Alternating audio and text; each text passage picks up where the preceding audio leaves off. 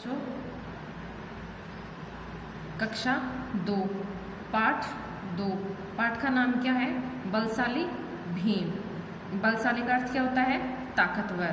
और भीम है वो कुंती का बेटा है। अब पाठ में क्या बताया है? बहुत पुरानी बात है, उन दिनों पांडव वन में अज्ञातवास की शर्त पूरी कर रहे थे। बहुत पुरानी बात है, उन दिनों पांडव 5 हैं, तो वन में अज्ञातवास यानी ऐसी कोई जगह जहाँ कोई उन्हें पहचान न सके, तो वहाँ रहकर वो अपनी शर्त है वो पूरी कर रहे थे। अपनी माँ कुंती के साथ किसी ब्राह्मण के घर में रहते थे।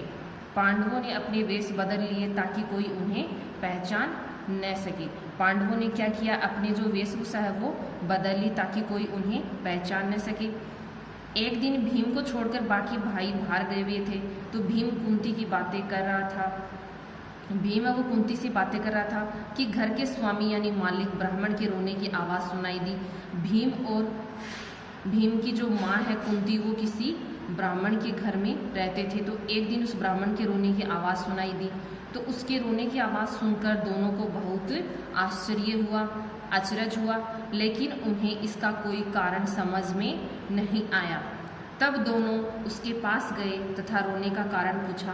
पहले तो उसने उन दोनों को टालने की भरसक कोशिश की, यानी कोशिश का अर्थ होता है प्रयास। पहले तो ब्राह्मण ने कुछ बताया नहीं, लेकिन जब वह इसमें सफल न हो सका तो वह बोला, गांव से बाहर एक गुफा में बकासुर नाम का एक राक्षस रहता है।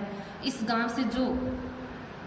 गांव से रोज एक आदमी उसका खाना लेकर जाता है। बकासुर खाना और आदमी दोनों को खा जाता है। आज मेरी बारी है, वह मुझे भी खा जाएगा। अब पता नहीं मेरे परिवार का क्या होगा। ब्राह्मण ने क्या बताया कि गांव से बाहर एक गुफा है, उस गुफा में बकासुर नाम का एक राक्षस रहता है, और राक्षस के लिए जो गांव से खाना लेकर जाता है, तो राक्षस खाना और आदमी दोनों को ही खा जाता है।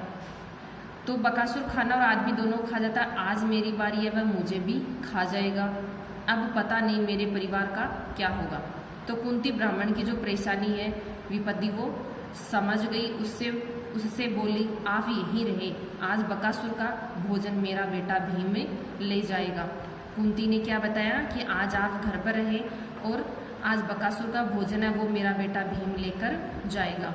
ये बात सुनकर ब्राह्मण पहले तो तैयार नहीं हुआ, पर कुंती के बहुत कहने तथा समझाने पर वह मान गया। भीम ने गांव वालों से बैलगाड़ी में बकासुर का खाना लादने को कहा तथा इस काम में लोगों ने मदद भी की। जब गाड़ी में सारा खाना लाद दिया गया, तब भीम गाड़ी पर गाड़ीवान की जगह बैठ गया तथा उसे धीरे धीरे चलाने लगा। साथ ही बकासुर का खाना भी खाने लगा। गाड़ी में बैठकर भीम ने क्या किया? धीरे धीरे गाड़ी को चलाने लगा और साथ में बकासुर का खाना है वो भी खाने लगा। इससे उसका रास्ता आराम से कटने लगा। उधर गुफा में बकासुर का भूख के मारे बुरा हाल हो रहा था। गुफा के बाहर पहुंचने पर भीम ने राक्षस को आवाज़ लगाई। राक्षस बाहर आया तो उसने देखा कि एक लंबा चौड़ा आदमी उसका खाना खा रहा है। तो भीम ने जोर से राक्षस को आवाज़ लगाई और राक्षस बाहर आया तो उसने देखा कि एक लंबा चौड़ा आदमी है वो उसका खाना खा रहा है।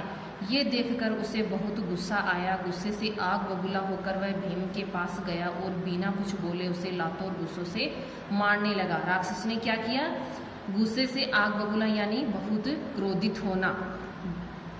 तो उसने बहुत क्रोधित हुआ वो और गुस्से से बोला कि भीम के पास गया और बोला कि उसे लातों और गुस्सों से मारने लगा। तो भीम कुछ देर तो चुपचाप रहा, फिर उसने बकासुर को पटक दिया। तब तक उसे मारता रहा जब तक वह मर नहीं गया। भीम राक्षस के मर जाने के बाद उसकी लाश को घसीटते हुए गांव ले आया। गांव वालों ने जब बकासुर को मरा हुआ देखा, तब उन्हें बहुत खुशी यानी बहुत प्रसन्न हुई तथा इस खुशी को उन्होंने नाच गाकर व्यक्त किया। साथ ही उन्होंने भीम की वीरता की काफ़ी प्रशंसा यानी तारीफ की, और माता कुंती ने भीम को आशीर्वाद देकर अपने गले लगा लिया। इस पाठ से हमें यही शिक्षा मिलती है कि जैसे भीम ने उस बकासुर को मारा, वैसे ही ब्राह्मण की जान को बचाई। धन्यवाद।